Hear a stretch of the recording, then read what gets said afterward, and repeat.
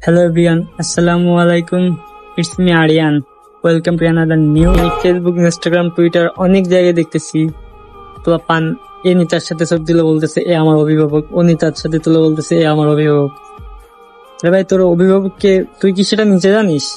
তোর অভিভাবক একমাত্র তোর মা বাপ, যে সারা জীবন লালন পালন করে তোরে বড় বানালো, আর তুই দুদিন কোন নেতার পরে চললা সে নেতারে বলিস অভিভাবক।